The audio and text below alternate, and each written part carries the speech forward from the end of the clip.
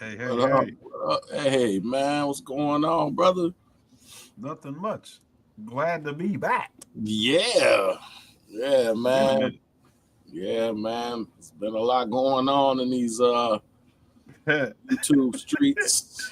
Man. You know, all types of crazy stuff, tariffs, freaking people getting deported, and Yeah, man, oh man. bond Man, oh market going man. crazy. Yo. Just you name it, man. Is this the Emperor. beginning of the end, bro? Yeah, bro, that's what I feel. I've been kind of on that tip for a while. I just think it's becoming more and more apparent that Hey, well, the American empire has no clothes. not Has no not clothes, bro. not to toot my own horn, but y'all can I can't remember what episode it was, but y'all can go Mhm. and see Conspiracy Brother told y'all to buy chickens and rabbits years ago. I told y'all to buy chickens and rabbits because y'all was gonna need them eggs. Yeah, yeah, Y'all man. acting all like it probably was the Ukraine video because I feel like that Mhm. one we BB in the comments, she was mad at me, dog, for talking about Yeah, Ukraine. Like, why would you be concerned? And it right. is a wonderful situation to have. What's I guess it'd be what 4 years of Mhm. hindsight, 3 years of Right, hindsight. right. You know, Right. so yeah, but what was the last show we did was looking at the situation in Syria Hmm. with your guy Al Jalani, You're right, and exactly. Hmm. what an interesting turn of events, you know. Because I can't remember if we said on that if we said on the episode, but isn't it always interesting? Like Yeah, you who's our never, enemies, and then enemies become friends, and back enemies, yeah, and back friends. Yeah, and it's all a shell game. and isn't it interesting though that these like so-called Islamic terrorist groups and Hmm. terrorist cells they never Attack attack Israel. Israel, Right. like of all like they attack each other incessantly, other Hmm. Muslims or whatever, Yeah, other other sects. You know what I yeah, other mean? Yeah, sects of Islam, or right, Christians or whatever. right. But Yeah, they're never just like, you know what, let's just go to Israel right quick and just see what can happen.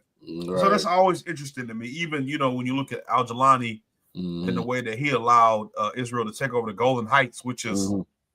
why he even named himself that. That wasn't his Right, birth that's where he's name. from. Yeah, You know what I'm saying? right, But he just let right. them, you know, like Rick James and that Dave Chappelle skit, stomp in with his muddy shoes and dig in his pouch, all in this ancestral territory. So, Right, you know, man. but Right. um, but yeah, man. So Yeah, since you kind them of folks will be coming up pretty soon in our talks, man. They everywhere and everything. yeah, yeah. Yeah. But so I'm gonna let you kind of take control since this was you had the topic, you had the title, you really had everything. All I did was come up with a thumbnail, and you gave me the idea for that. So I'm gonna let you Yeah. kind of take control about it, kind of steer the conversation wherever you want to go. But Yeah. Let yeah, me share let me see. screen. All right. All right. Too much. Gotta share screen. Gotta make sure entire screen. Gotta pick what screen I want to share. Gotta make sure I share the audio. That's always a kid. Also share audio system. All right, share. Let me know when you can see. All right. So we're gonna first start off with really, so the whole like gist of this episode is really just kind of, all about America's all the things that America has fancied itself to be, in this day and the day of, as we sit here, the 16th of April, 2025, like the whole world, is laid bare for the whole world to see that America is a fraud. America, those, especially those in the power structure, regardless of what party structure or what party, political party system they belong to, is all a sham. And ultimately, with this day of information, a lot of stuff that we've all kind of like, especially in the Freedman community, have always have suspected, is actually being exposed. I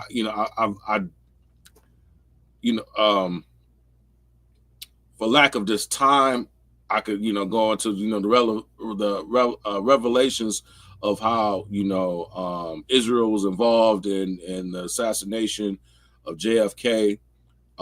Here in this story, you'll be seeing various members of the Italian mob and the Jewish mob, and also Israeli intelligence, them working for Israeli intelligence behind the scenes of the quote unquote Epstein / P. Diddy situation, where these people were pushed upon the scene, but they weren't pushed upon the scene by themselves, right? There's something nefarious behind them, how they came into power, how they came into the public eye, a lot of mysterious cabal of people, and which again we've all suspected, but we just didn't have like names. We've all suspected that, especially where we saw that there was a turn, especially in the 90s, right? There was an overemphasis. Hip hop, it was started off as kind of like something for freedmen to to party and to as a form of expression. It was very Afrocentric. I remember groups De La Soul, Brand Nubian. There was towards the late 90s, these groups were very popular, and then you just started seeing a shift.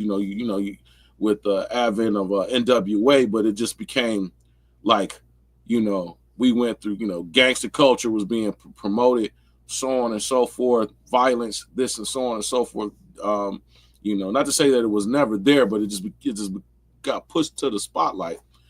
And so there was an article done by lady Whitney Webb, and it's going to be at least a 3-part series. This is the first part of the series that delves into the connections between Andre Harrell, Russell Simmons, Sean, P. Diddy, Puff Daddy, Diddy Combs, and their ties to, influential gangsters, crime, mob families, as well as influential high up Jewish people in MCA, and then their ties to the Israeli intelligence, right? And there's a direct connection also to them influencing music because to actually create help create the school, the prison pipeline, right?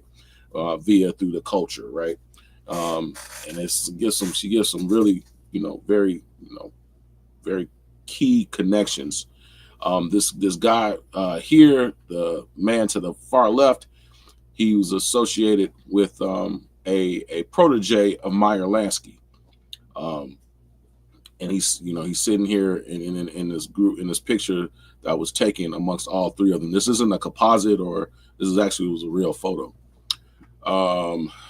So let's begin. Let's kind of go with it. Now, I'm not going to read the whole article because it's very long. This is like a 70-minute worth read according to the website this is posted on, and there's a lot of people covering it. But so we'll go on and just go on and say one of the things.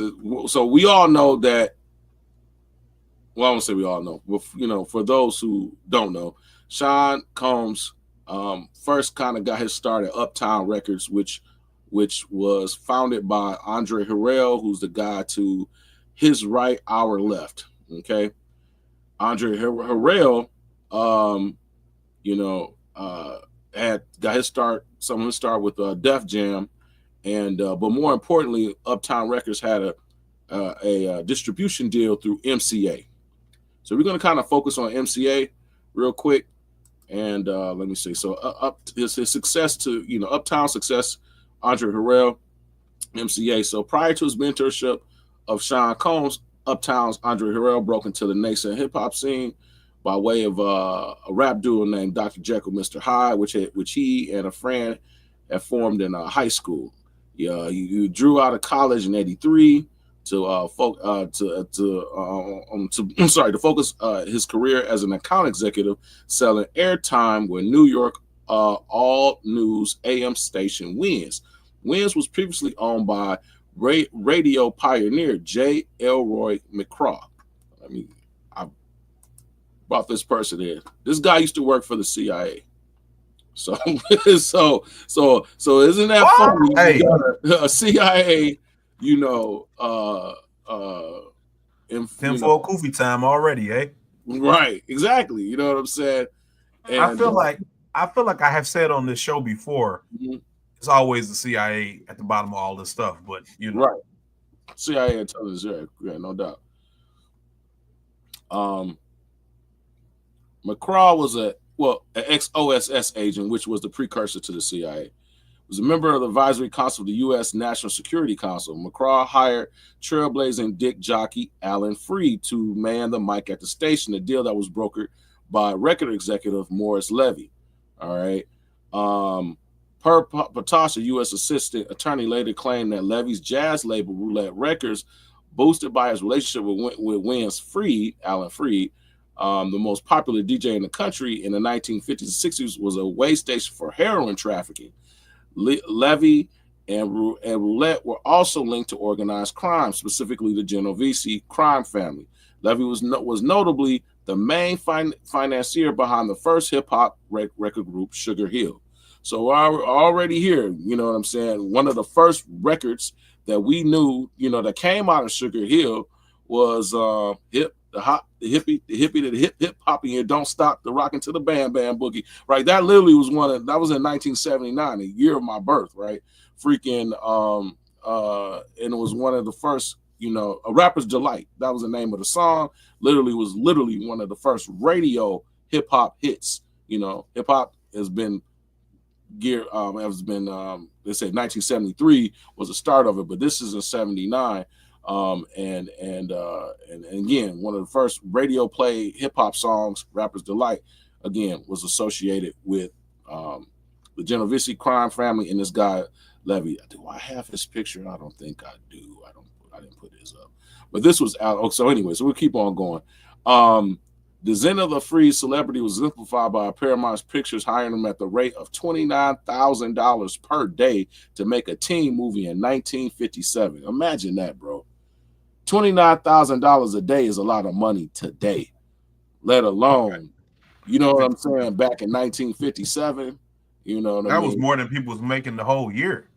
Beyond, way more than the year, bro. 2, 3, 4 years combined. You know what I'm saying? Back in the 50s, right?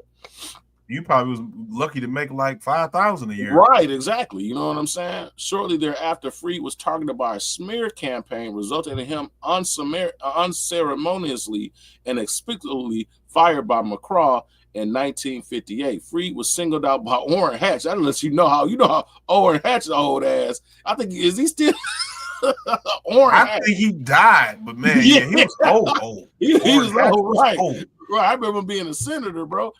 Congressional committee during the first payola scandal involving the bribing of radio stations and his return for single plays. So this was the guy.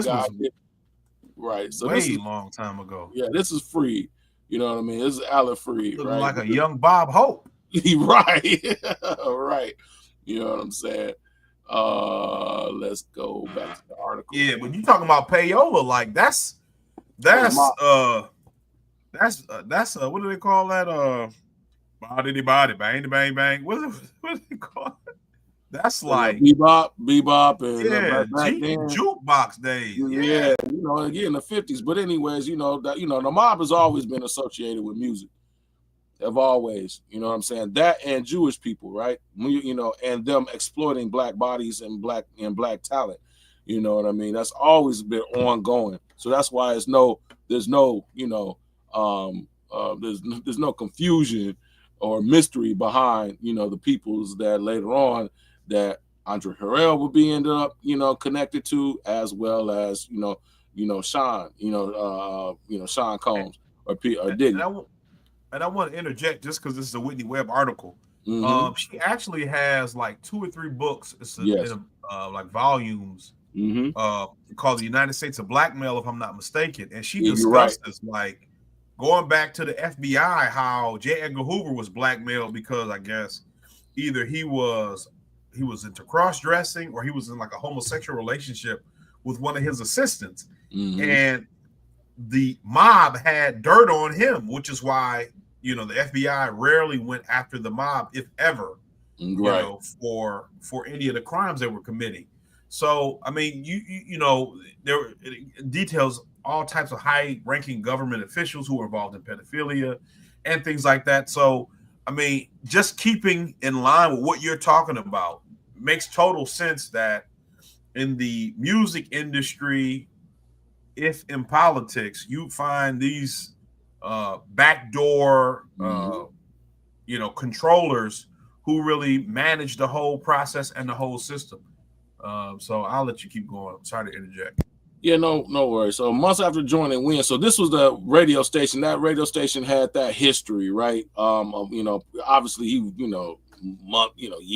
decades later, he would be associated with this radio station. But again, even back in the, in the 80s or whatever, this mob connection was still apparent, right? This mob quote unquote intelligence connection was still apparent. So here's this good talks about how Harrell Prospect experienced a dramatic upswing when he met Russell Simmons, co-founder of Def Jam record label, who would later become very close to Sean Combs. Simmons offered Harrell a job at Def Jam within 2 short years, a rapid ascent mirroring Combs' own, right? So before there was Combs, there was Andre Harrell. So we'll just go ahead. I think, there's enough public knowledge about that. But let's talk about the deal. He ends up getting a deal with MCA, and that kind of what, really propelled Uptown, so to speak. So now, like Def Jam, Uptown's early success and furtherance of Pharrell's career in industry was due to its distribution deal with a major entertainment conglomerate. In Uptown's case, the company in question was Music Corporation of America, MCA, entertainment giant that dominated the American music and movie industry for many decades. Uptown's early distribution deal with MCA began in '87 and soon expanded into a formal partnership with the company a year later in '88. Bro, I was 8 going on 9 in '88. Yeah, their ties grew even deeper in '92 when MCA offered Uptown a $50 million deal, whereupon Uptown expanded into film and television. Blah blah blah. It talks. This is an incident where it talks about how Andre Harrell had a gun or he got smacked by somebody at an event or what have you, at a conference, and he got some thugs or whatever involved. But anyways, let me go down here. MCA. Okay, now we're gonna skip to that. In addition to being critical to Harrell's career, MCA's success, Uptown's relationship with MCA also appears to align with one of Combs' earliest sex crimes. Okay, I'm not going to really focus on all of that. I really want to focus on MCA as, okay, here we go. MCA, Mob Corporation of America. So in the article that kind of talks about MCA, his affiliation with MCA, but obviously MCA was in existence prior to Uptown Records. So what about MCA, right? While MCA undoubtedly dominated much of American entertainment for decades, it was also deeply connected to organized crime and political power. In terms of MCA's political power, this arguably peaked under the Reagan administration, which boasted extremely close ties to the company. MCA even played a role in covert operations that brought together organized crime interests and intelligence agencies during this period. The most iconic executive in MCA's history was Lew Wasserman. All right, so he's a key person in all of this. Him and his ties would bring in Epstein, Clive Davis. You know what I'm saying? His protege. Go ahead. I was just listening to something about Clive Davis. They were saying dude was like a real monster. Yeah, was Arista? He formed Arista, but he was with he was with CBS prior to that. But we're gonna go into this. Yeah. That's what this article kind of like establishes the background players, right? So Lou Westerman, this is a picture of who Lou Westerman was right here. This was Lou. He was the most iconic, you know what I'm saying, executive of MCA, you know, of the company's history, right? He'll be, you know, the Henry Ford or Henry Ford Deuce, you know what I'm saying, of the Ford Motor Company, or, you know, or the Steve Jobs of Apple, right? You know what I mean, to give a comparison, since, you know, pretty much, you know, this was way back in the day, right? Most of us weren't even born, or barely were born when this guy even, you know, probably even passed away. The most kind of where was it? The most kind of executive, Lou Westerman, joined the company in 1936. That point, Wasserman had established long-standing close ties to the Jewish mobster and the Meyer Lansky. This keeps coming up. Meyer Lansky associate Mo Dalitz. So this is a picture of Mo Dalitz. He was one of Meyer Lansky's proteges, and was part of his influence. Meyer Lansky, if anybody doesn't know, Meyer Lansky was considered the accountant to the mob, right? He was a Jewish gangster. But anyways, we'll go into him later on. But I remember seeing something in reference Meyer Lansky, his influence, especially when it comes to, he was one of the first people that I ever heard of. Not to say he was the first to do it, but he was noted as being one of the first, you know what I'm saying, mobs to really use sexual exploitation, you know what I mean, like, you know, use blackmail, right, against known figures. That was something that was kind of cultivated in the Jewish mob, right? And this will later, you know, obviously the ties to what will later be, you know, Combs and so on and so forth, you know, using that tactic, right? It was used allegedly in this article, was used against him and by those above him, and obviously he chose to incorporate that tactic later on, or he's being accused of incorporating that tactic. Anyways, Mo Dalitz, having alleged initiated those ties by first served as a publicist for Dalitz control Mayfair Casino. However, some sources contend that Wasserman had joined Dalitz Mayfield Road Gang before working at the Mayfair. Wasserman later married the daughter of Dalitz's longtime lawyer Henry Beckerman, who he had first met through his work at the casino. All right, Wasserman and MCA were also forces chiefly responsible for the political career of former President Ronald Reagan. Reagan, previously an actor before becoming a politician, had been represented by MCA in 1940. Soon after, he became Wasserman's first $1 million client. Wasserman later engineered Reagan's campaign to lead the Screen Actors Guild, where Reagan made significant policy changes designed to give MCA an edge over other entertainment companies. Wasserman and other top MCA executives such as Taft Schreiber, Jules Steen, you all know what these names are, played an intimate role in Reagan's. Tell us. Yeah, we all know them folks. Them folks. And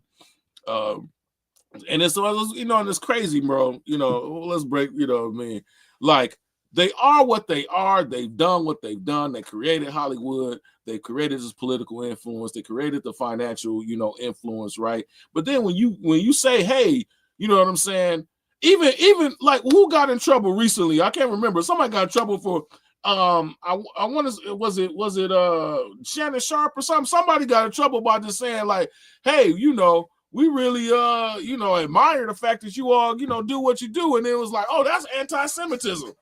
Like, it might have been Shannon Sharpe. Yeah, might have been Shannon Sharpe. It was actually like something, you know, like, hey, I'm kind of, you know, impressed by the fact that you guys do that, and then somehow that was considered, you know, being anti-Semitic by saying, you know, what they are and what they do.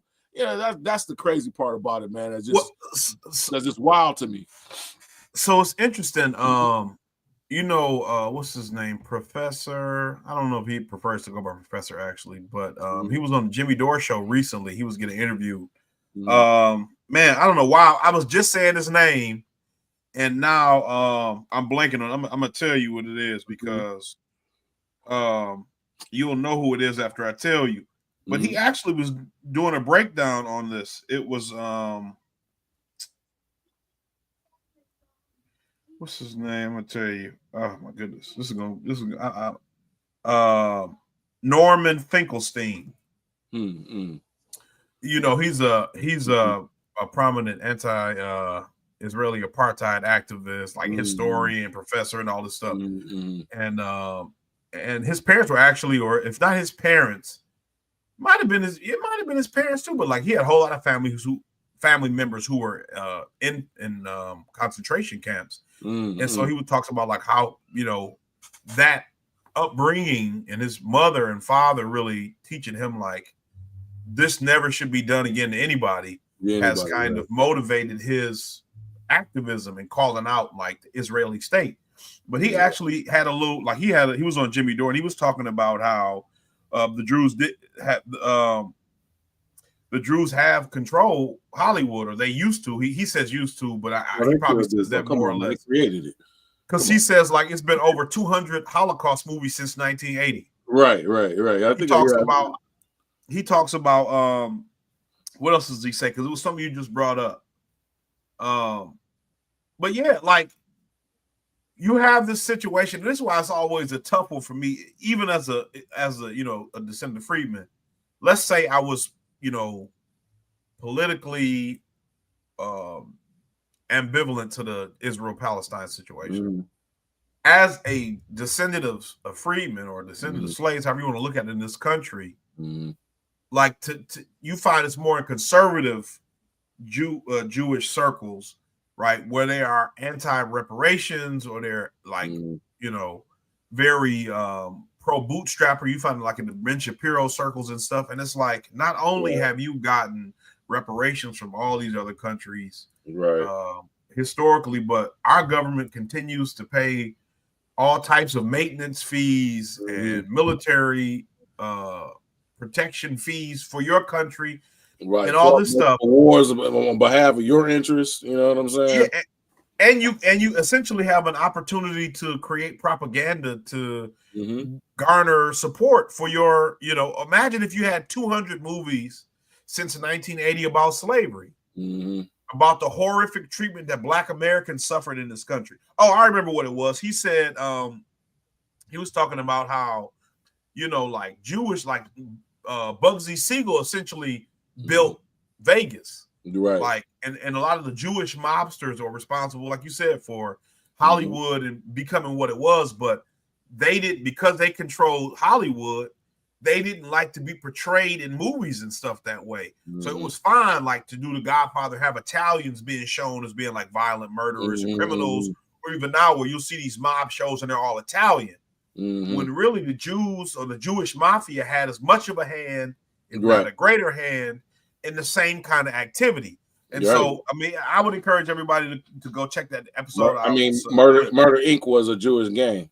They were assassins for hire. The purple gang here in Detroit.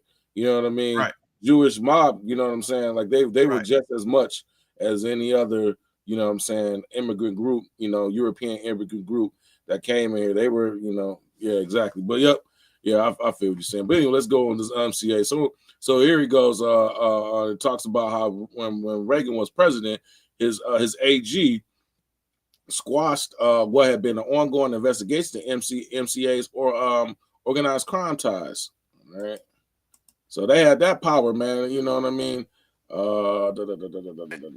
And I'm sorry to keep interjecting, but just I feel like statements like that just amplify the deep levels of corruption within the U.S. government and how far they go back. Like, we're gonna kind of get into some of the Trump stuff later, but like, Trump is not new.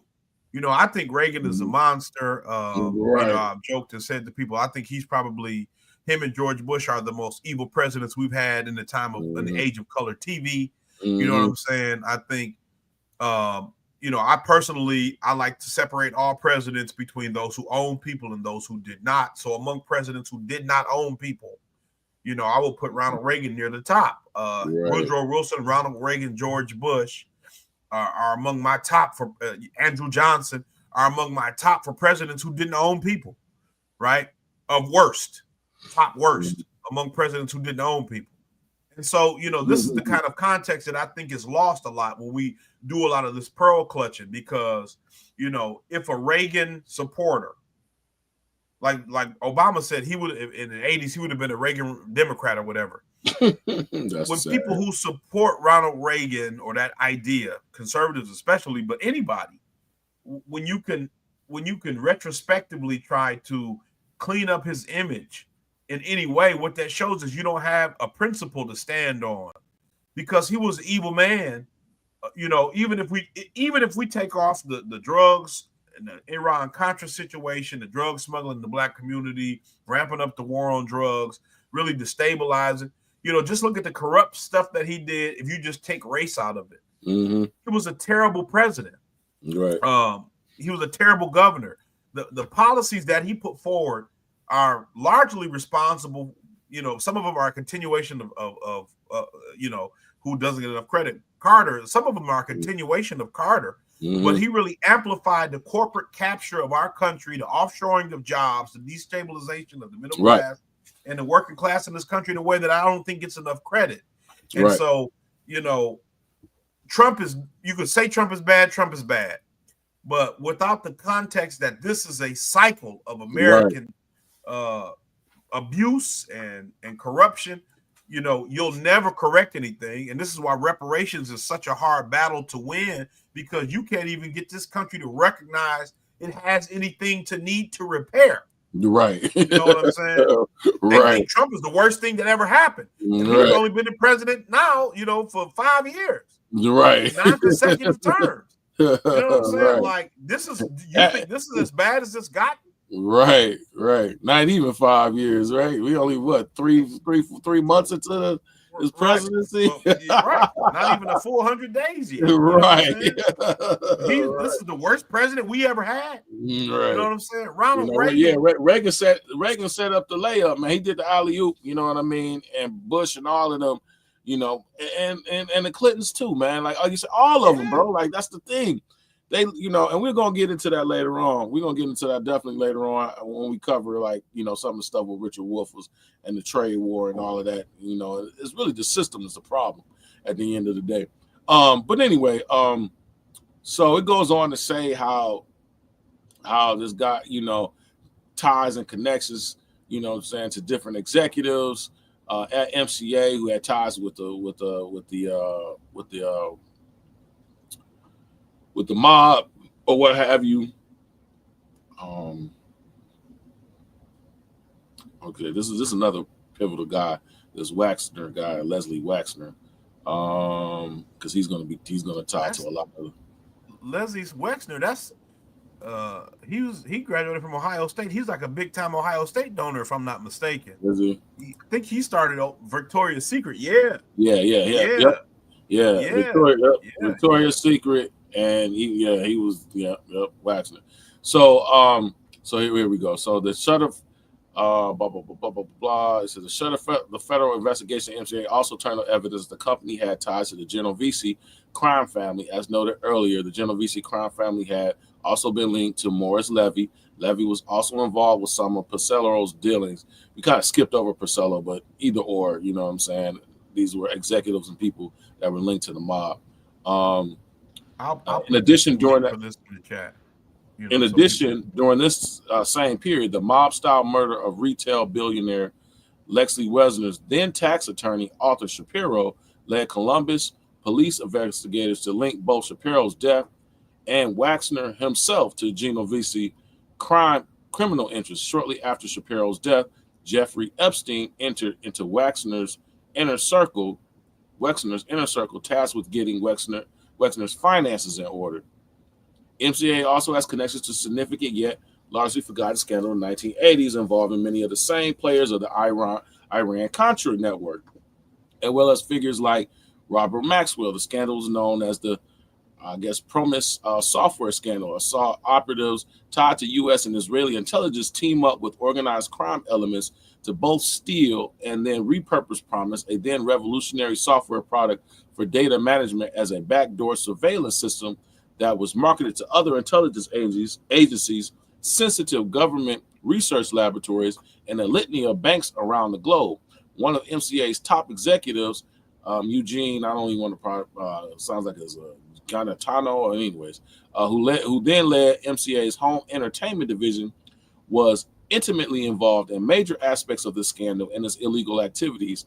Juan Quinto later took credit for the closure of the Department of Justice investigation into the MCA's mob ties. More specifically, MCA and Juan Quinto were connected to elements of the Promise scandal, based with Mob Link joint venture between the Cabazon Indian Reservation and the Wackenhut Corporation to develop weapons systems, some of which were intended for the CI-backed Nicaragua Contras. Journalist Danny Calacero, who died in connection with his efforts to expose the network ultimately behind the Promise scandal, had stated before his death that he was writing about a network he called the Octopus, which oddly enough was a long-standing nickname for the MCA, because I guess they have their tentacles in everything, right? Between 94 and 95, MCA was acquired by the Brofman family group, Seagrams. A few years later, the Brofmans also took control of Def Jam. The Brofmans, like MCA itself, has an extensive history of organized crime connections, which date back to the mob-brokered bootlegging of the American Prohibition in 1920s. Wasserman, a longtime associate of Edgar Brofman Sr., got a Seagram's board seat out of the deal and became chairman emeritus of the company. Edgar Brofman Jr. quickly bought on Hollywood power broker Michael Ovitz, who later became president of Disney and a Jeffrey Epstein associate. Brofman Jr. is also listed in Epstein's Black Book, and his father's alleged ties to Epstein's Bear Stearns career likely played a role in Epstein's ouster from the bank in 1981. Ovitz, at the time, teamed up with Brofman Jr., was close to Herbert Allen of the Allen and Company, a company whose ties to organized crime, as well as the aforementioned Promise scandal. The Brofmans, particular Edgar Brofman Jr., will feature prominently in part 2 of the series, when Brofman negotiated major deals with Combs in the early 2000s. So yeah, man, these cats. Let me see. MCA, they were Mob Corporation of America was a nickname of them, the Octopus. I'm gonna land on this, what talks about Clive Davis. We'll come back. Mentors in crime. This is a large article, man, and goes into a lot of details. But the part that I really would like to talk about is Westerman again. Obviously, he's with the Clintons, so two presidential, both. You know what I'm saying? It don't matter, Republican, Democrat. You know what I mean? These people have their tentacles in everybody, because they're providing the money and the cooperation, right? They're getting major investigations, freaking turned away, because of their influence. Wackenhut, I remember that somewhere.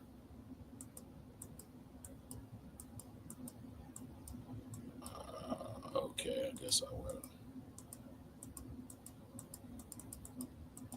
Resident man. Okay, I think I gotta type in prison.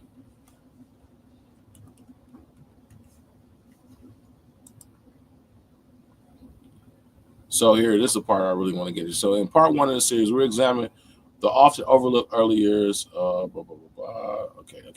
But his father was linked to the mob as well. His father was killed when he was 3, and it was alleged because of his they thought he was going to turn informant or what have you. The mob killed him. I don't know if it was Gambino or the Genovese family, but one of that. So it also explores a piece of the corporation behind the success of Combs' mentors and later Combs himself, namely the Music Corporation. Here's it. And Arista Records, when taken together with other claims from that period, namely about efforts to manipulate hip-hop for the benefit of private prison industry in the early mid to 1990s. So let me see here. I think this is okay.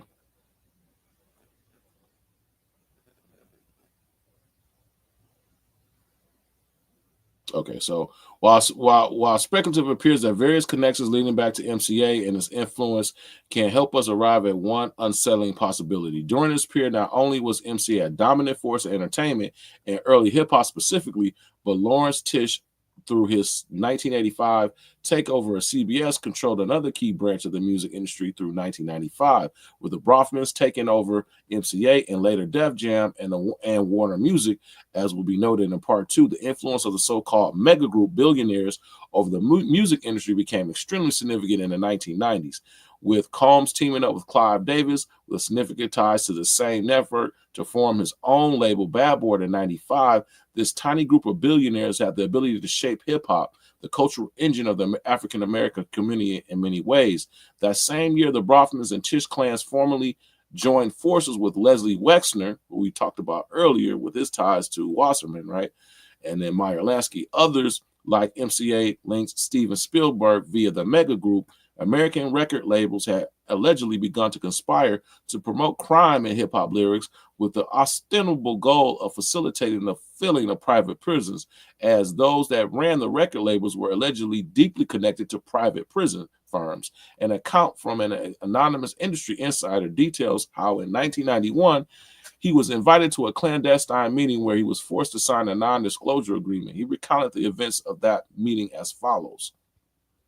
Quickly after the meeting began, one of my industry colleagues, who shall remain nameless like everyone else, thanked us for attending. He then gave the floor to a man who introduced himself by his first name and gave no further details about his personal background. I think he was the owner of the residence, but it was never confirmed. He briefly praised us all for the success we achieved in our industry and congratulated us for being selected as part of the small decision makers at this point. I began to feel slightly uncomfortable at the strangeness of this gathering. Subject quickly changed as the speaker went on to tell us that the prospective companies we represented had invested in a very profitable industry, which could become even more rewarding with our active involvement. He explained that the companies we work for had invested millions in the building of privately owned prisons, and that our positions of influence in the music industry would actually impact the profitability of these investments. I remember many of us in the group immediately looking at each other in confusion. At that time, I didn't know what a private prison was, but I wasn't the only one. Sure enough, someone asked what these prisons were and what any of this had to do with us. We were told that these prisons were built by privately owned companies that receive funding from government based on the number of inmates. The more inmates, the more money the government would pay these prisons. It also made clear to us that since these prisons are privately owned, as they become publicly traded, we will be able to buy shares.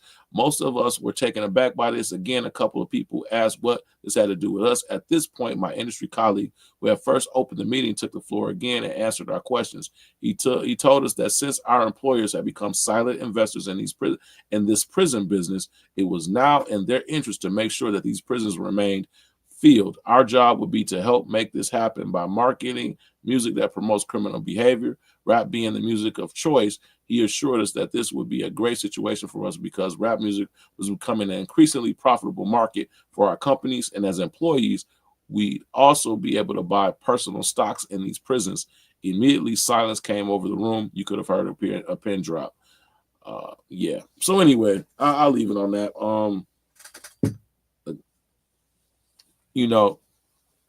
Again, obviously this was taken under, we don't know the person's name, right? But it's not far-fetched to believe that this is true, especially when you start linking all the ties to, known ties and individuals to the mob, going back all the way back into the 30s, right? And just following the line bit by bit, person by person, connection to connection, right? You know what I mean? You have Wasserman, right? That's part of MCA. You have these different groups. You see as over time how it happened in the 90s when all these through the with Clinton allowing the merger between all of these different record companies, you know what I'm saying, movie outlet studios. I'm sorry. With the Telecommunications Act. Yeah, the Telecommunications Act's of 96, right? Yeah, consolidate, yeah. Right. You know what I'm saying? That allowed this, you know, this meeting up, you know, papers being owned by, you know, studios, freaking channels, you know, stations, you know what I mean? Like this had never been done before. This was purposely was kept separated to make sure that you know, that there wouldn't be this, you know, control over media that the way it is. And now it's gotten, you know, to where it's pretty much like really like 3 or 4 major media companies, right? Over television, cable, you know what I'm saying? How it's made, how it's distributed, the whole nine, right?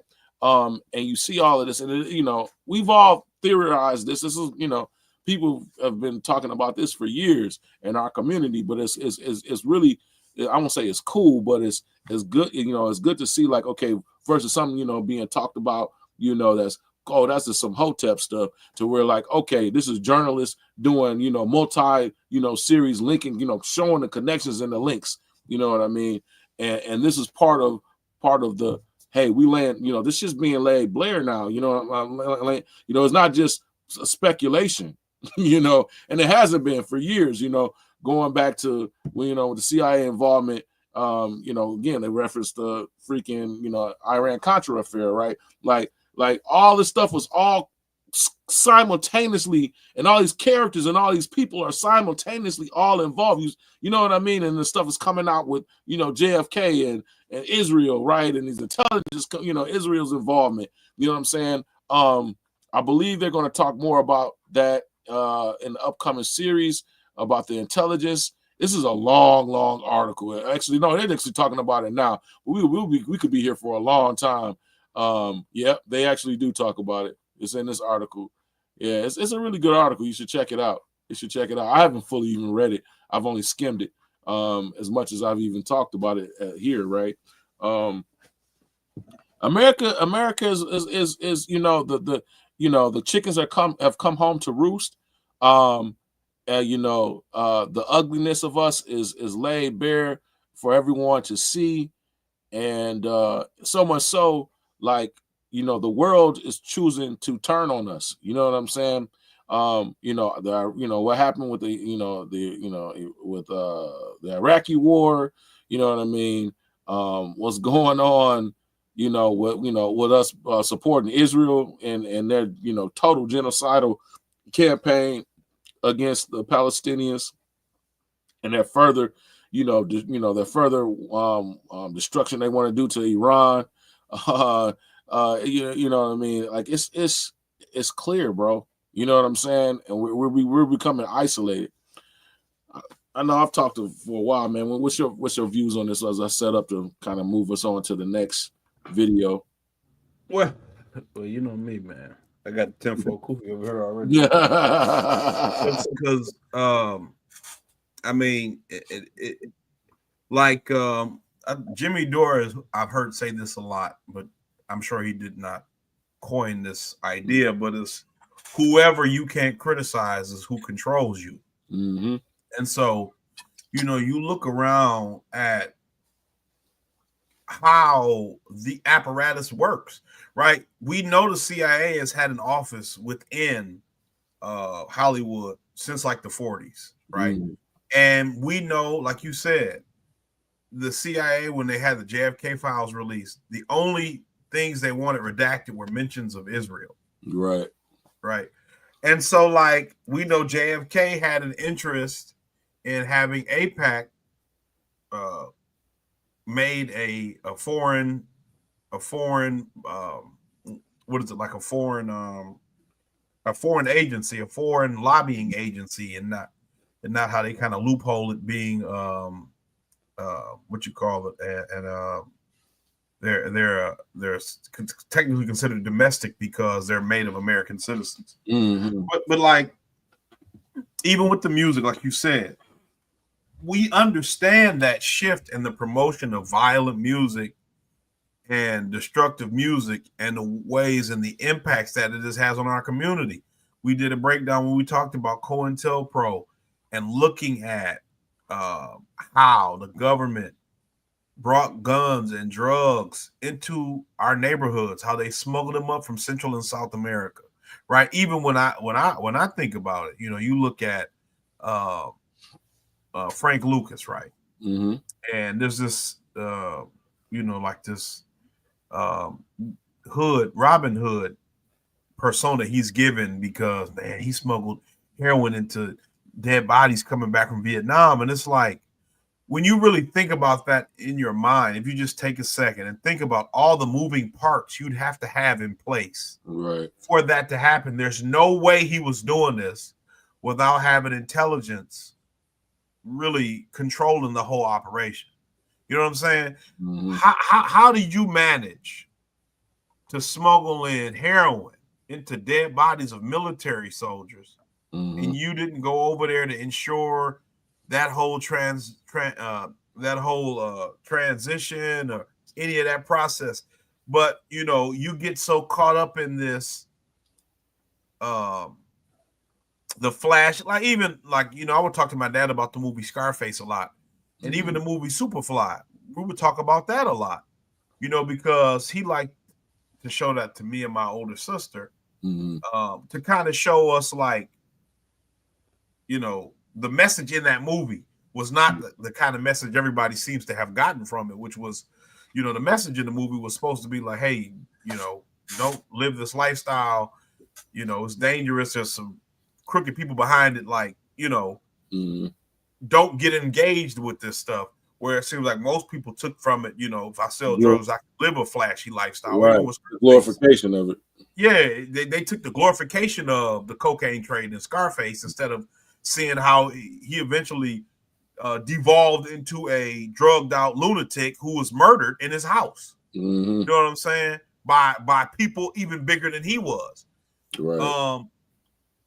But you know, like when you look at that and you look at those kind of movies, and you look at the way that stuff was projected into our communities, I wouldn't be surprised, right? I wouldn't be surprised if any of this stuff, even like what Rick, you know, since he's on here, Freeway Ricky Ross, he said, like, they told him they got a list of all the drug distributors, and whenever it's their turn to get brought in, they get brought in, you know, and it's just a matter of time. When you've done, just like in Superfly, when you serve your purpose, they get rid of you.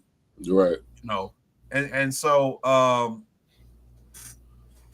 I mean, this is the kind of the under the surface, like you said. A lot of people within the community have talked about this. There has been a common knowledge that, you know, there has been an overt desire to destroy. I remember, man, when I was reading the autobiography of Malcolm X, I was I was in Atlanta. I was living in Atlanta at the time, and I was riding to MARTA, and I'm riding home from work, man. And I'm finished the book. I'm on my way home, so I finished the book. And I'm like, man, we were on such a upward trajectory. What happened to the Black community? How do we get from this to where we are now? And this is only like 2011. Right. And I'm like, man, what happened? I was really like, it took me like 5 minutes to remember. I'm like, oh yeah, the government put drugs in our community. First by heroin, and then crack heroin in the 60s and 70s, and then, you know, crack cocaine in the 80s. You know what I mean? And guns. And guns, right? Yeah, right. Because how are you getting these high capacity guns into like even we have said on the show, they got all these guns in Chicago. There aren't even any gun stores in the city of Chicago. Right. You know what I'm saying? Called straw sales. Yeah. You know what I mean? And I'm not saying a person can't travel, but I'm just saying. You know what I'm saying? It's being dropped off. You know what I'm saying? Right. Yeah, it's being, you know, in from Indiana. You know what I mean? From Indiana, states. from the deep suburbs, from Iowa, from Wisconsin. It's an organized thing. You know what I'm saying? It's a cottage industry of straw sales being occurring. Right? Yeah, bro. It's you know, and if they wanted to stop it, they could stop it. But as we all know, if you can go over and create, you know, wars out of thin air, you surely could have, you know, ensured that, hey, they could have went to the source of where these drugs were being produced in Colombia or where, you know, Mexico, and shut that. You have the ultimate. I mean, we just saw what with the tariffs that Trump is putting on Mexico and Canada, right? And how quickly it was like, okay, we want to put 10,000 on the border, stop fentanyl from coming. You know what I'm saying? They couldn't have done that at any other given time. Like get out of here. You know what I'm saying? Like for real. America can go occupy Afghanistan and Iraq off of nothing. You know what I'm saying? Off of a fake trumped up charge of weapons of mass destruction. You had plenty of evidence that shit was coming. You knew that shit was coming in here. You know what I mean? But it benefited them to do so. You know what I'm saying? It's a whole industry of, now we got to, tough on crime. I mean, it was a business. There's no coincidence that this was being done in the 90s. They were talking about these record labels and media conglomerates, but buying, getting into the private prisons, and we just had 1994 Crime Act, right? That's why I'm like, any of y'all that talk, I have no love for Biden at all. He knew that shit was, what I'm saying, Biden or Clinton, like absolutely none, because they knew that they were, what I'm saying, this was all part of the plan. This was all devised. They knew they were making money. They knew first and foremost they were shipping all these jobs overseas to the 80s. So the middle America was being hollowed the F out. So this was a way for them to, to bring prisons, to get, good old Joe Bobby and, and butt fuck wherever in Indiana, Michigan, whatever. This is a government job with a pension and everything. You know what I mean? Yeah. Or I guess even a private one, right? You know what I'm saying? Private prison. This was money, cops, you know what I'm saying? Dude, we'll get onto that. This was all, what I'm saying? Like they knew they were making, this was going to be a way for lower middle class America to get, what I'm saying, to have a way to feed itself. By increasing all, what I'm saying, on our backs all over again. You know what I mean? Yeah, I was gonna say it's the same old story. The same where you have and the reason and I mean the tariff thing is gonna kind of feed into this, since I know we're gonna talk about that later. But like the reason why all this stuff is happening now and it's falling apart in the way that it is because at this point the system is unsustainable. Right. At one point in time, essentially locking out 15 to 13% of the population who produced something but did not or were not legally or even technically allowed to enjoy the benefits of what they produced, created a surplus that subsidized the middle class, and even some of the working class, right? Everybody else who wasn't a slave or enslaved. Right. But as the people at the top have continued to be greedy and hoard that greed and hoard their wealth and resources. Right. Because like I even said this, like in 07, 08, might have been 09, but I was in college and I was talking to some of my like dorm mates, like resident, they live in the same building as me. And I said, if you outsource all the jobs, who's going to be able to buy the stuff? Like that just that's an eventuality that the people who make stuff never thought about. And it's as we said, it's a situation that goes back to Reagan even, but how do you suppose that you'll continue to have all production being done offshore and overseas and still be able to have a functioning country? Right. And so, for me, like the UAW president supports tariffs for his industry. And I think that there are certain industries where tariffs will be beneficial because in this instance, he talks about, we got all kind of plants in this country which are not operating at full capacity because we've outsourced jobs. We could operate at full capacity and make up all the shortfalls for all these different cuts that you might have in Canada and Mexico or wherever. But the reason why ultimately tariffs can't work in this country is because you don't have the infrastructure to make up for what you're losing in the low wage jobs that you've given to China or Vietnam or any of these other countries. Also, you don't have the wealth, because here's at the end of the day, first and foremost, an American worker is more expensive than a Chinese worker, right? Right. So the price, so what is allowed to be made in America is your high-end products that you sell to rich people, right? You know what I mean? For instance, to give an example, I can talk about GM specifically because I used to work for GM. So the Chevy Trax, which is like their entry-level SUV, because they don't make cars anymore. You know, all the automakers have stopped making cars. That's why you don't have like any. You used to be able, you know, hey, the Ford Escort or you know what I'm saying, the Corsica, right? You know, these were all entry level type vehicles that were under $20,000 something dollars. You know what I'm saying? That, you know, they call them eco boxes. You know what I'm saying? You know, that's dead. That's dead as far as production here in the U.S. Right?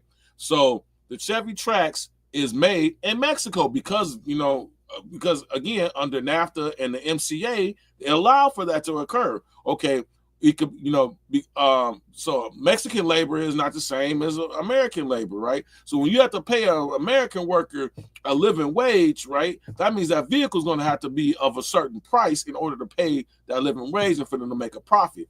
Otherwise, guess what? Like I said, the Chevy Trax again is like starting off at 21,000. I think it, you know, maxed out maybe 25, 26, right? Freaking that's made in Mexico, right? But you know what is made in here is the Silverado, the freaking Escalade. You know what I'm saying? And this is stuff for starting at, you know, so the Escalade starts off at 75. Freaking, you know what I'm saying? The doggone Silverado, maybe the work truck might be 30, 35, but you talking about the, you know, the regular LT, you talking about 40, $55,000, go all the way up to 70, 80,000 if you get like, you know, the you know, all the bells and whistles, right? You know what I mean? These are highly and mind you, the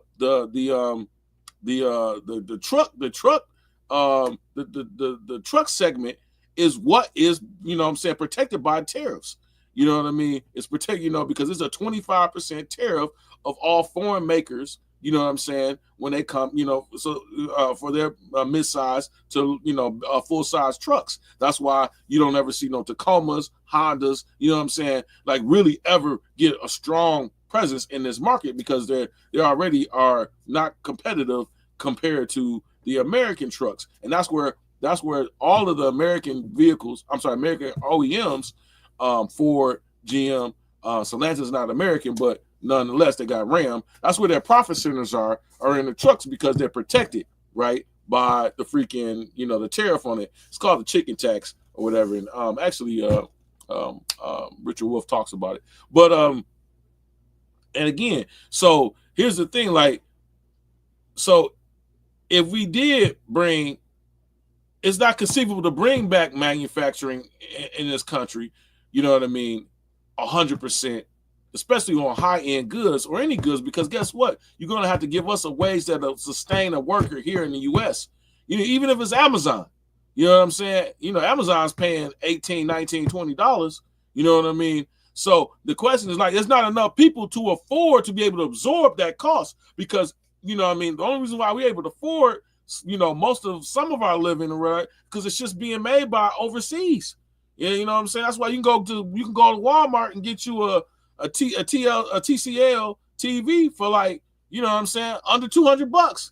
You know what I mean? I couldn't believe it. I was at Sam's Club and literally it was like a 80, 90-inch TV for $800.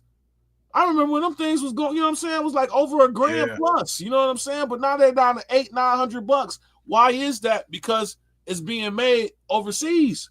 You know what I mean? If you try to bring that type of, you know what I'm saying? You know, an iPhone, how much an iPhone would be if American workers had to work, even if they was getting like, you know, not even like, you know, let's say $15, $16 an hour. You know what I'm saying? You know, which is still not shit in America, right? You know, because the cost of living keeps going up. You know what I mean? We wouldn't be able to afford those products because we don't have the jobs on a large scale that allow us to afford those products because all the wealth, like you just said, is being taken from the top. All the wealth is going to the top. We pretty much have hollowed out the middle class. You know what I'm saying? So you got basically, you know what I'm saying, people just paycheck to paycheck. You know what I mean? If it wasn't for, you know, this globalization, we wouldn't be able to survive. And that's why the market went down like it did. Like, oh, they know what's up. The gig is up. You know what I'm saying? And even like Claude said in the comments, Right. cheap property is dead and gone. Could you put it back up again? Yeah. Cheap property is dead and gone. The old days of getting the fixer-upper are gone. And then he also says housing costs and buying your own house is insane now too. And that's actually interesting. So I know a couple people who have bought houses. Mm-hmm. And I was watching a YouTube video like maybe a month or so ago, and the guy was saying like what's happening to people who are buying homes now. They're buying a home and like their mortgage payment is like tripling because the taxes that they pay on their property that was inside their bill, you know, when they signed their contract, the property was being assessed with no house on it. And so now you got this house, and the property taxes cost more than your mortgage. Right. But your total mortgage include, you know, and so yeah, I mean, and this is ultimately what I think. You know, we're at a point in this country where it's the pyramid scheme is there aren't enough suckers that you can bring into the scheme anymore. Right. To keep funding the top and moving the money up, like, you know. And so ultimately I think, yeah, I mean, Rapunzel says class warfare. Ultimately, you're going to have either some type of serious like revolt of working people, or the country is really going to fall apart. It's going to cease to exist in any meaningful way, sincerely, within the next 5 to 10 years. Yeah. And I'm leaning more toward within 5, right? Because, you know, Claude Daly again, yeah, we're in bad shape overall right now. Hope things will change up. Yeah, and you try to be hopeful, but like when you seriously sit down and look at like what you're saying, and you think about overall, right? So so money, they ship jobs to China, and what is China able to do that America can't? Which you just really illustrated. They're able to set wages and conditions at a level so low nobody can compete. It's not just a matter of production where they can produce more, but the working conditions for their citizens, the living conditions for their citizens are at a level that American people, you know, the Western world, I'll say, cannot compete. And this is whether you like or dislike the Chinese economic or political model. This is not what I'm saying. But these people can can and do work. Rapunzel says it won't get better. Sorry. Right. You know, they can and do work for nothing. You know what I'm saying? And the reason why they can do that. Okay, you know what? Let's go to the video. Let's go to the video, man. Okay. I'm definitely want to go to the video real quick and talks about this. This one. Okay, yeah, cool.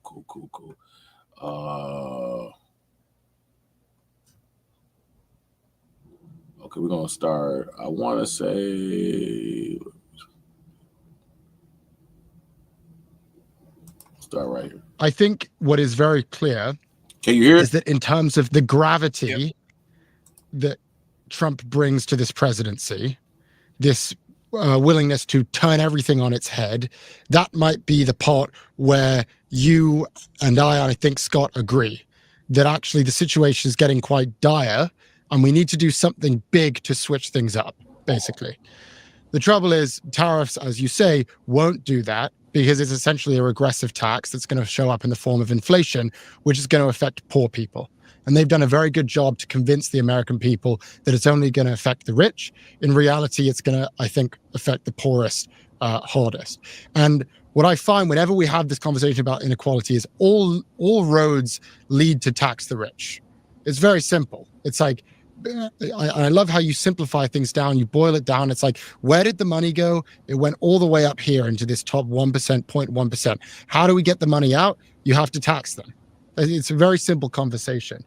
But as you say, this is all in the realm of politics, and actually getting to that point is very difficult to do because we're still in the argument phase. We're still trying to convince people, hey, look how unequal things are. You're getting screwed in a lot of ways. So I don't know if it'll happen in my lifetime. Maybe it will.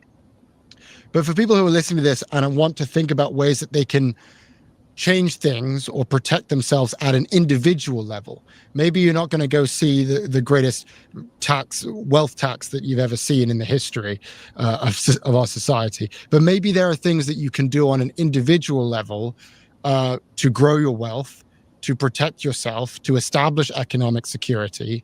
And I'd love to, as we wrap up here, to hear from you what your advice would be to individual people. How do you deal with this new world? If the Titanic's going down, what do you do at an individual level?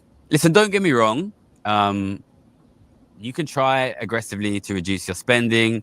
You can do everything you can to get yourself and your kids into good jobs. You can encourage them to study mathematical degrees that have good career options, and you can try and get them in. And maybe social mobility is better in the US than it is here in the UK. But I've been to the elite universities. I've been to the best jobs in the world. There ain't no kids from poor backgrounds getting in. So I'm very hesitant to turn around to your audience and tell them to try and solve things on an individual level. If we as a society are countries which try to respond to societal problems with individual solutions, then our societies will collapse as soon as they encounter a societal problem. So listen, I'm not going to tell anybody don't work hard, don't try to make money, don't try to save, don't try to protect your family. But I'm going to try to encourage people to protect their class, to protect their community, to protect their society. And that does mean you have to be prepared to work together to prevent disasters and to prevent catastrophes. About 80% of our listeners are male, and a lot of them are young people who I think feel they're smart, maybe certification, they work hard. They feel really frustrated by some of the dynamics you've outlined. In America, for the first time in our history, a 30-year-old isn't doing as well as his or her parents were at 30. And it's just very upsetting for them. We have the most anxious, depressed, obese generation in history. What advice would you give to your younger self or to some of the young people listening to this podcast? The message that I think I would like most to deliver to young men in America, in the UK, is I want them to understand that we have really significantly reduced social mobility. The reason I want them to understand that is because I think we still send a message to young men that success is about how hard you work and what you put in, when the reality is, and I know people might not like to hear this, the truth is success is like 85, 90% who your dad is now.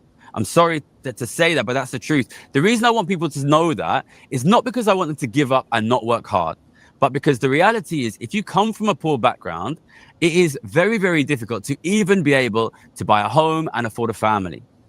And I want people to know that because I want young men to go out there, work their hardest, and recognize that if they are able to buy a house and support a family from a poor or ordinary background, they are doing really well. They are doing really, really, really well. Because I think this message that tells young people you are what you make, you get out what you put in, and then gives all the money and all the wealth to people from rich families who then go and post it on Instagram, is making our young men feel like absolute shit. It's making our young men feel like, and we're lying to them. Listen, the truth is, we've kind of broken society now. And if you come from a poor background, it's almost impossible for you to ever be rich. But it is possible for you to have a family, protect that family, support that family, and live a dignified life where you are proud of yourself and what you achieve. So what I want young people to realize is, yes, social mobility has been destroyed. And yes, if you are from a poor background, that makes it maybe impossible for you to get rich. But that doesn't mean your life is over. There are important things that you can achieve, that you can do for yourself and your family and for the people you care about. Gary Stevenson is a YouTuber. Yeah, I mean, but for how long, bro? like, honestly, you know what I'm saying? Like, if shit is going up, you know what I'm saying? Like, motherfuckers can't even afford a house, let alone you talking about if you can't afford a house. Like that's just out of the realm for a lot of people, man. Like, that's not even a possibility, bro.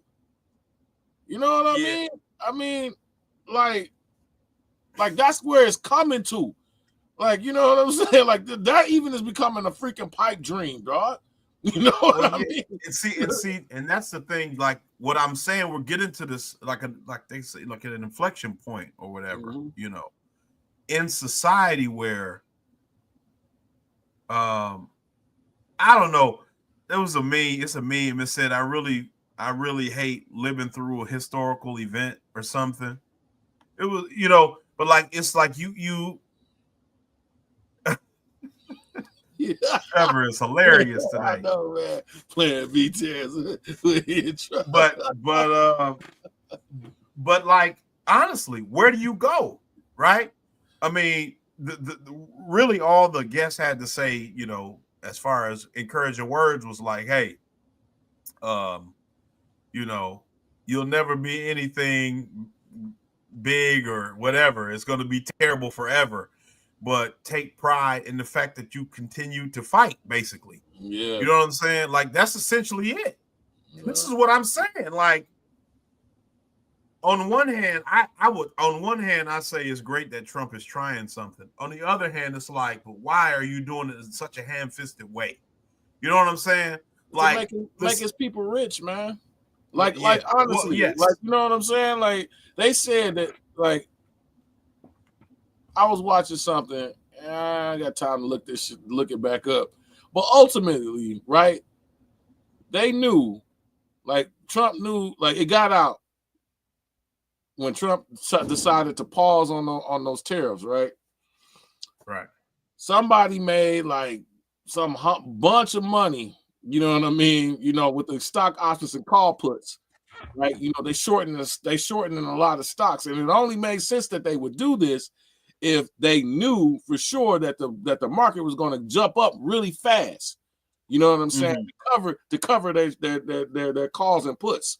You know what I mean? That they had when they were shorting these stocks, like, because the freaking, I think it was like when he said that he was going to pause the tariffs for 90 days, like the stock market went up almost more than it had since like a long period of time. Yeah, it was like since 08 or right, it was like 08 or something crazy. It was crazy number, man.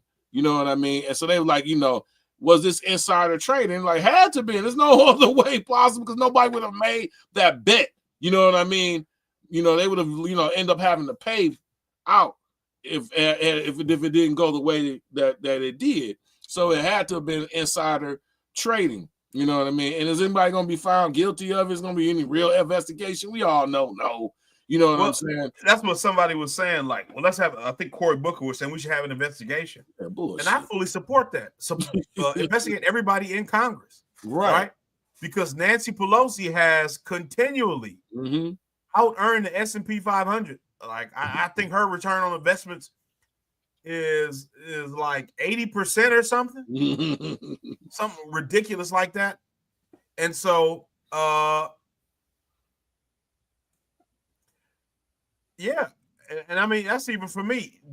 You know, when you look at the stock market, so Claude, you know, he says I ain't never bought a stock or a Bitcoin, all the stories, but not smart enough to be gambling on the stock market.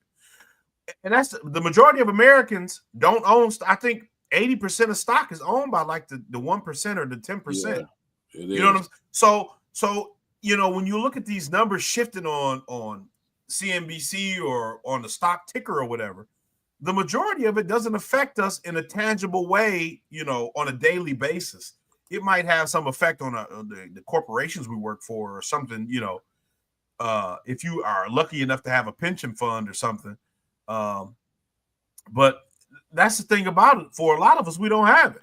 Let's see what Trevor says again. We need. Where is hair? Yeah, well, yeah, man. I don't know. Even with him. Like, I think he was the one who was saying we need to investigate whether insider trading occurred. So, yeah, right? Because I want to know, you know, how do you get to be a millionaire, 100 millionaire on a job where you make, you know, $175,000 a year? Yeah. How do you have an opportunity to sit on a board or sit on not a board, but you sit on a committee in Congress that makes decisions about energy or something like that, and then you buy and sell Tesla stock at the appropriate times to capitalize off of those federal the federal rebates for clean energy vehicles or whatever. You know what I'm saying? So investigate all of them. 100% investigate all of them. But this is the thing, you know, as I said earlier today, and I've said in the past, my only issue is that we have this idea that Trump is like the worst possible thing ever occur. And so when you have people who have memories or who don't see that in their, regular working people who may not see it that way, it makes it difficult to have a constructive and meaningful conversation about how things could be better. Right. Because you lost credibility. Right. You know what I'm saying? But you want to watch let's get man. I got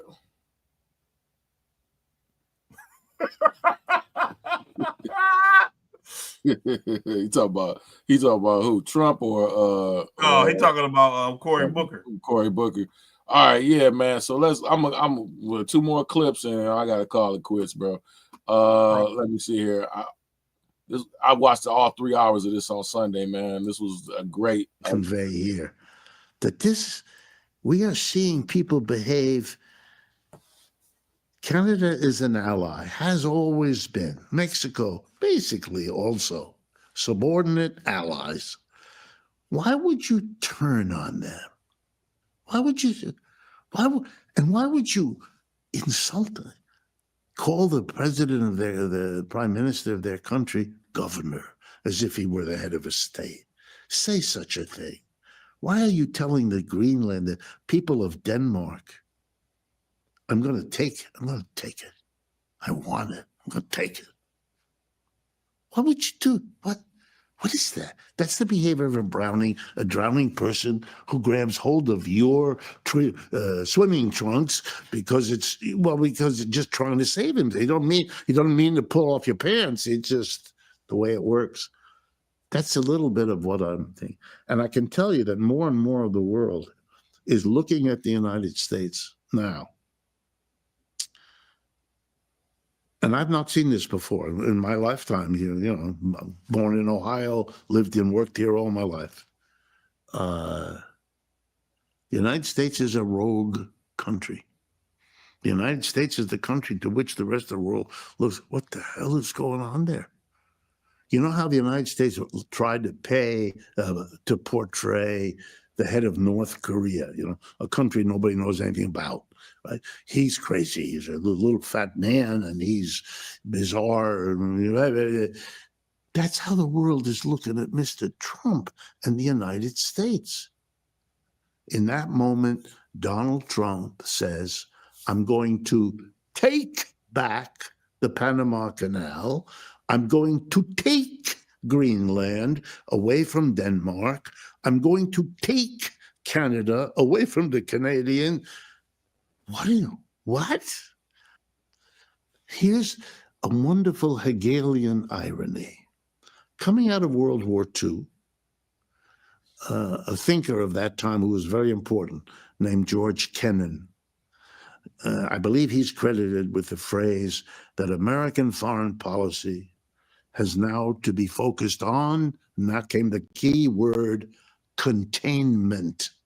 And the containment had to do with the Soviet Union. You had to contain this communism.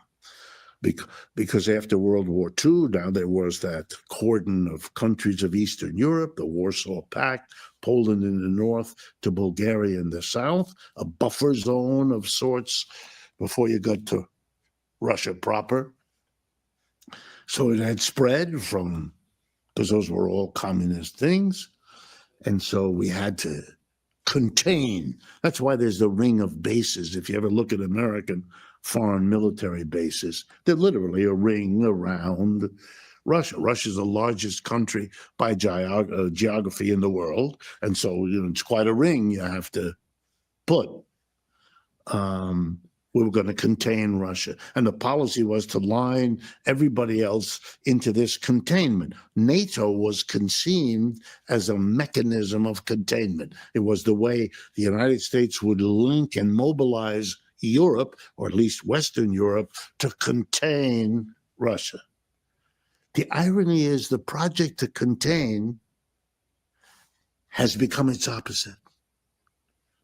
It's we who are becoming isolated. We who are becoming contained, not by a ring of bases, although that may come at this point, but by a ring of alliances and coalitions for which the United States is the enemy. recent votes in the United Nations, if you take a look, it's more and more isolated. It's the United States, Israel, and the Tobago Islands. That's more or less how it goes, right? We're alone. We're alone. Coalition of the willing. It's a joke. There was no coalition on paper, yes. So it was 200,000 American troops in Southeast Asia and 11 French paratroopers, and 12 British. It's silly. But the silliness now is becoming almost perverse. The Europeans feel they've been turned on, and they are. The United States is alone. It's even turned on its neighbors. The heads of Mexico, Scheinbaum, and Yeah, so this goes to the point of the title of the video, right? About that, the jig is up, bro. We are not.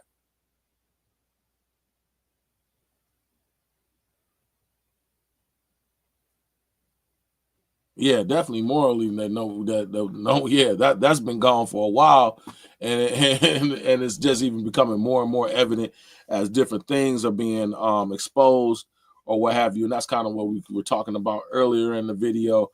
I thought he was going to talk about where he talks about BRICS, right? And he was saying, like, if you look at BRICS and all the 11 countries that have joined, so BRICS is Brazil, Russia, India, China, South Africa. And there's like 12 or 13 more countries that have joined BRICS since the inception of BRICS. I think Iran, and it's like if you look at the population, America's population is only 4% of the global population with 330 million people, right, roughly. Whereas if you take those countries or whatever, that are part of BRICS, it's like 60% of the world's population. They can completely trade amongst themselves. Into whereas none of the things that we thought that we could use, like, tariffs, freaking, sanctions, like that was the big thing behind, that was the big, aha moment when we leveled every sanction that we could at Russia, behind, supporting Ukraine, and it absolutely really didn't do anything. Because why? They have one of their trading partners is China. You know what I'm saying? Like, we don't produce nothing they really need. You know what I mean? Because we've chosen to outsource everything that anything manufacturing wise of any significance, we don't produce it. Agricultural wise, they don't really need it. China, it'll hurt us more by them closing out our agriculture that we do export. Like pigs, chicken, stuff like that. So, soybeans. Hey, you know what? Cool. So I'll just switch over. But guess what? Them rare earth minerals, you don't have those. You don't refine those. We do. China. You know what I'm saying? One more clip, man. I'm about to get up out of here. You know what I mean? I think he talks about, hopefully I hit it. You know what I mean? Like I said, I read it on Sunday. But this one, I believe, does China represent a new breed of capitalism? Yep. In that scenario, what China is not what you said. China is a recognition, as we talked a little bit before, that capitalism needs to go through all the phases it can to survive. It adjusted the private quality of its beginnings by allowing the state to take a bigger and bigger role. It didn't do it in a straight line. The great crash of 1929 brought the government in massively to save capitalism. But in the aftermath of World War II, they pushed the government back out. That's what you and I have lived our lives in a period when they pushed the government out.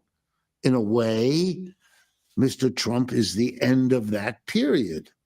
When we push to go, he'd bring the government back in. But here's the crucial thing for China. We've had the government minimal, early capitalism.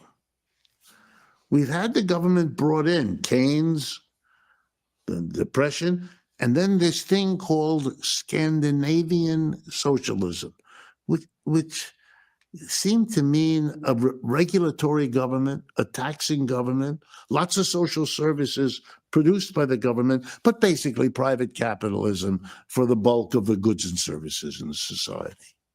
So that's another form. Then we had the Soviet Union. And the Soviet Union called itself socialist, like the Scandinavians do, but they meant something very different.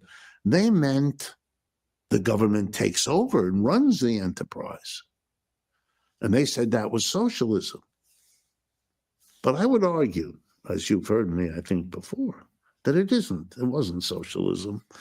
I don't dispute. You can call it whatever you want.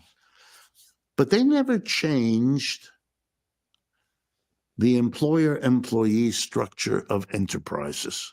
Small group of people, the owner, the director, the board of directors, whatever you want to call it, overseeing and ordering about a mass of workers who are employees. They have very little power. They have all the power. These people fire those, not the other way around. These people direct those, not the other way around. These people produce a surplus that they get, not the other way around.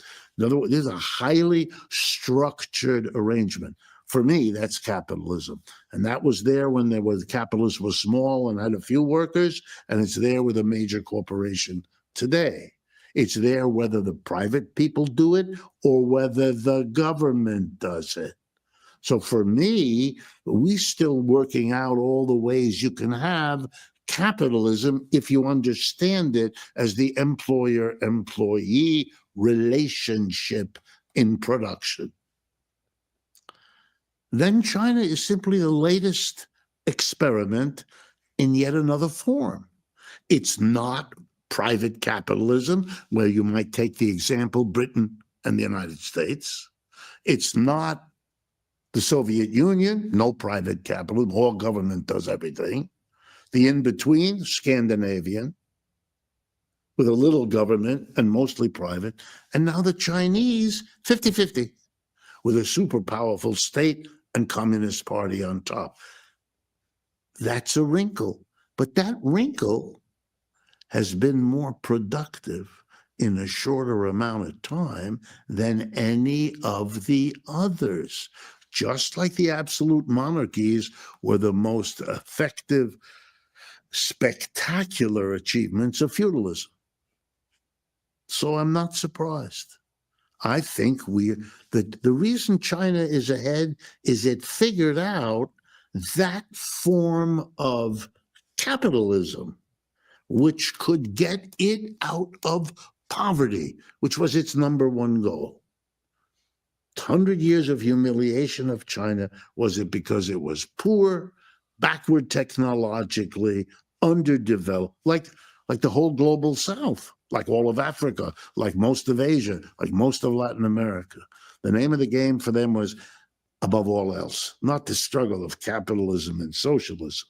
The leaders were worried about that. For the mass of people, how to get out of my poverty, all that meant, and begin to live life. The Chinese Communist Party understood that, in part because of their differences with the Soviet Union stuff that we talked about. And they understood that's the way we're going to try to do it. With all the risks, all the possibilities of failure, we're going to do a hybrid of 50. We're going to let the private go under our control. Meanwhile, keep our control by having half the economy right under our thumb. That's how we're going to do it. And at this moment, the year 2025, there is no contest anymore. They look at it this way. Europe had 500 years to get ready to compete with the United States. They failed. All hot technology in the world today comes from the United States or China. Europe, nothing. Look, there's no comparable Apple or Microsoft or BYD. BYD, the electric Chinese, they're on the roads of Europe because they don't have a 100% tariff. We do. So 100%. 100%. Mr. Trump put it up to 27.5%, and Mr. Biden raised it to 100%. So if you want to buy a BYD electric car, best in the world, cheapest in the world, $30,000, get a car. But that's what it'll cost. They'll ship you a car from China. They ship all over the world. I mean, all of that's taken care of. They're a very, very big and powerful company. By the way, there's an American who has a big piece of it, owns a big piece of BYD. His name is Warren Buffett. I end on that one, man. Glad you didn't leave us with the cliffhanger. yeah, and it was funny because this video was this one right here that I watched earlier today. Warren Buffett. Warren Buffett has been acting strange lately. He's been selling a lot of his stocks or what have you. They're like, "Yo, Warren's selling stocks." Something. He said it's something. He said if something is, I gotta try to find the clip. I'll send it to you. But it's like he said if something is at 100%, like debt to something profit or something is at 100%, he sells, and it's like at 200%. Right. They talk about in this one, they say, it's price earnings. Like if the price earnings of the stock, like if you're not like, no matter what the price of the stock, that's could be speculation. People will be driving up the stock or whatever, just, because, for fear or whatever the case may be. The question is, how much is the stock earning?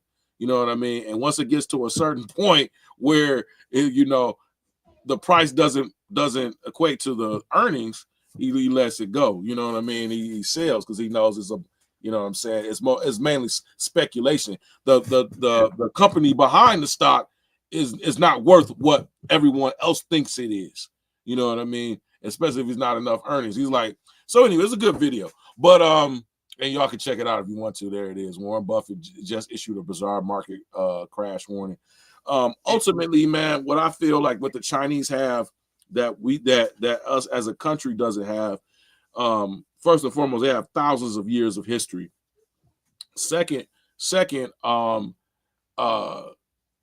I believe that because there's many different types of Chinese, and let's make like I want to think that I don't know that, but they're much more in tight and include and with each other than not.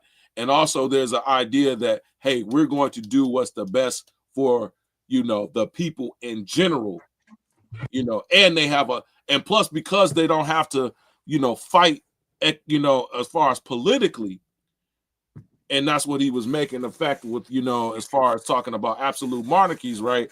They have a one-party system. There is no multiple party system, right? Things can be executed and done way quicker, way faster, because all that minutia of, getting this done, passing this here, there, it takes years for us to build a brand new airport. You know what I mean? China can get it done like that. You know what I'm saying? Because hey, they can clear the regulations. It's not all these big, large forms of all these local, state, federal, different entities fighting with each other over whatever. You know what I'm saying? Everybody having their own piece of the pie. You know what I'm saying? They're able to march and or that's why I'll never forget. Like in the army, they say, hey, we protect. He's like, listen, we protect democracy, but it ain't a democracy up in here. You know what I'm saying? like you got to have structure, top down. You know what I mean? Like, we can't run like a democracy and everybody gets to have a choice on what we want to do today and all of that. It's inefficient. You know what I'm saying? It's inefficient or what have you. But ultimately, I feel like that's what they've been able to do. Of course, there's mega rich people in China. But all in all, what they've been able to pull their even their lowest level citizen has a certain, standard of living, right? And that's why, they have enough social nets, in the government to where, not all, yes, there are millionaires, billionaires, people on the top. There's obviously going to be a strata, but there's not all the, it's not they get everything and nobody gets barely anything. And that's pretty much how it's coming down here, because the time everybody idealized in America is the 40s and 50s, right? Well, mainly the 50s. The 50s and 60s are supposed to be our golden time in America when we were at our best. And if you understand, at that point in time, the top of the freaking the marginal tax rate, right, was like 90-something%. You know what I mean? So as you earn, what that basically means is as you earn more, the government takes more of what you earn, right? So right. So the top marginal rate right now, I want to say, is like 34, 36 maybe. But at one point in time, it was nice. So I mean, it's like at a certain level, let's say it was like, hey, if you earn over $80,000, let's just give an example, right? We're going any dollar over 85, let's say 85 to 95, we take in, 60%. You know what I'm saying? So that means of that dollar you earned over of that dollar you earned over 85,000, right? You know what I mean? We take, you know what I'm saying? We'll give you 60, you're going to get 40. So you get 60 cents, we get 40 cents. You know what I'm saying? And then at the top rate, it was like 90. But either so, ultimately what that ended up doing is like it went back into the commonwealth of the country, the schools, the roads, you know what I'm saying? And only when they started having to allow us, this is my thing, how racist this country is. Only when they had to start allowing black people to start participating, and they, because we fought the civil rights movement, that's when all of a sudden, you know what I'm saying? Look, it was the 70s, right? Look at it. Civil rights bill passed 64, voting rights in 65, housing in 68, and then all of a sudden you start seeing pullback from government, right? Private schools, pulling all the kids out of private schools, right? All of a sudden, you know what I'm saying? We start, pushing jobs over. It started in the 70s. You know what I mean? I got a book about that. Destroying unions, right? Yeah. All the things going into public, all the things, all of the money that was going into the public good, right? You started seeing it start to fall back in 70s, 80s, 90s, you know what I'm saying? Because now they had to allow us to participate. No more separation, you know what I mean? And to me, their own racism has caused this overall. You know what I'm saying? In my opinion, you know what I mean? Their own racism and greed has caused this country to be in the shatters that it is, and to the point to where it's really no turning back, because you can't get all that manufacturing and turn us from a service economy, consumption economy, into a producer economy overnight. It's going to take that long for us to. It took as long as it took for it to go to this point. It's going to take that to return us to that point. You know what I mean? And then with the age of automation and everything like that, bro, it's over with.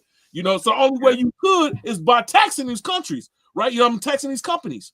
Somebody talking about, see, the tariff the person pays, but you could easily just tax the companies that are freaking that's bringing the guns over here. You could just, what I'm saying? You could just, you could cause them a penalty to where they would incentivize them to bring the stuff over. They pay for, having their supply chains overseas versus the consumer pays. Right? If you really wanted, if Trump was really about that life and saying, hey, we need this or whatever to freaking, restabilize our economy, and we need to have, certain key sectors need to be here in the United States or whatever, then you freaking either one or two, you freaking you give an incentive to the companies to do so, or you penalize the ones that don't. You know what I mean? And that way, or what have you. So, so to me, this tariff thing is just, again, Professor Wolf talked about, it's like a Hail Mary, bro. They just like, hey, we just throwing it out there, seeing first and foremost, Trump's an idiot. That's very clear. And I think the people behind him are idiots. They just yes men. That's why they're there, because anybody with any real, integrity, expertise and forethought would not be giving him the advice that they're giving. You can't be the smartest man in the room with Trump, because he's gonna kick you the fuck out. You know what I mean? So that's why the world's, like you said, the world's looking at this like, wow, really? That's why the bond market failed. Like, you know what I'm saying? They thought normally when the stock market goes bad, the bond market goes good. Because people take money out the stock. They say, okay, the stocks, the companies, this stocks or companies are going to go bad. At least we can go get guaranteed money from the United States through treasury bonds and through the bond market. And guess what? Nobody was buying. And that's when he paused. You know what I'm saying? He paused on that tariff shit because the bond market was hurting. You know what I mean? Normally, when there's a demand for bonds, then guess what? Yields go down because there's so much demand, and I don't have to. You know what I'm saying? So I'm gonna get. You know what I'm saying? The government and whoever issue our bonds, companies or whatever, they don't have to pay as much as everybody trying to buy bonds. I don't have to increase the yield or the interest rate to get them to buy it. You know what I mean? If you fight, just like with things, it's the supply and demand. You know what I mean? So, but the problem is that the bond market nobody was buying. Nobody was buying. In fact, they were selling. And when you have to sell the bonds, guess what you got to do? Offer a higher interest rate, on the bonds. And that's, you know what I mean? And so we could have been, in a credit crash, right, in this country. You know what I'm saying? That's why you had to do it. These motherfuckers don't know what the fuck they're doing, dog, at all. You know what I think? I think they do know. I think they do know, but the biggest issue is they don't really want to do what will work. You know what I'm saying? Like you said, like on the not the show Professor Wolf, but the other one. The other one, Professor G. Yeah. If you're not taxing the people at the top in some way, you're not. There's no money anywhere else. Right. You cannot get water from a stone. You know what I'm saying?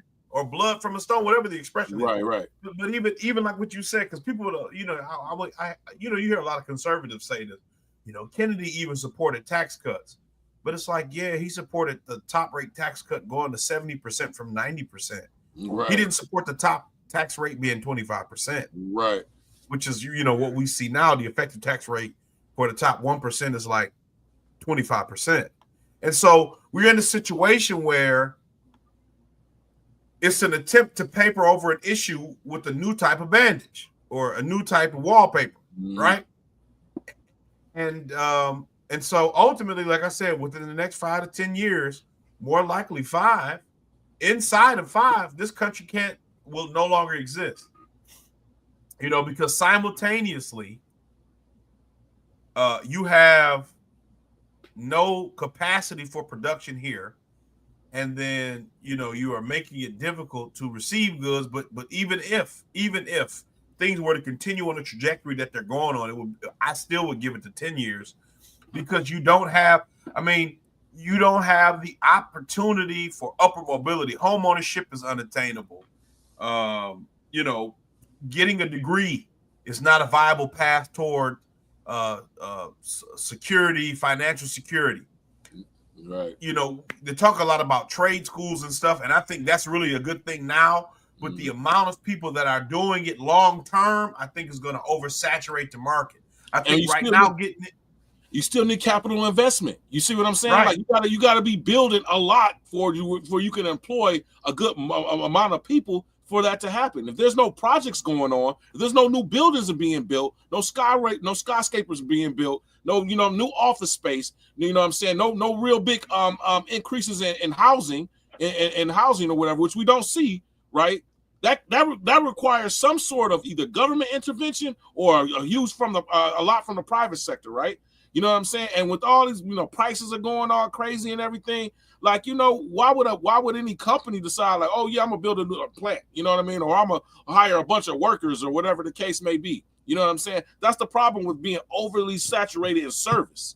You know what I'm saying? Like yeah. The jobs that we have don't give us the income to where we can even consume anymore. We can, we could do this low level, TVs and cars that now you gotta finance a new car for damn near 7-8 years. You know what I'm saying? Like there's not enough wealth because they've taken all the wealth and give it to them instead of there's been any real wage increases, right? There's no pensions, there's no real good health care. You know what I'm saying? Like things are costing more and more and more every other day. and it's only going to, and the trend only goes up. It only goes up, and people are at the max now. So imagine, and you know what I'm saying, in 20 years, they say it takes about 20 years for the cost of things to double. So imagine like people are paying rents right now, and you know, in the Michigan area, what, 14, 1,500 is average maybe. So imagine in 20 years it's 3,000. Are wages increasing that much? No, that could be able to handle that. No, man. So that's the problem, is that they not, you know what I'm saying? They're not paying nothing. You know what I mean? And which in turn, you know, it's a cycle. It's a freaking cycle. At the end of the day, like you were saying, if you send all the jobs somewhere everywhere else, you know what I mean? Who's going to be able to afford? You know, and they've been able to do it for a long time off of credit and cheap goods. But that's just running out. You know? Yeah. But all right then, man. Hey, look. Well, on that cheerful note, right. we're gonna peace out, folks. Yeah, we're gonna peace out. This is the Freedmen's Collective. Sorry it was so long in between shows. We really were trying to, but our schedule is kind of crazy. Hopefully, we can get back and either do one next Wednesday or another one. I'm definitely gonna try to dedicate towards Wednesdays, man. Going forward. Okay.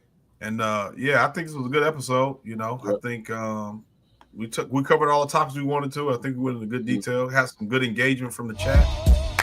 Nice change. Yeah.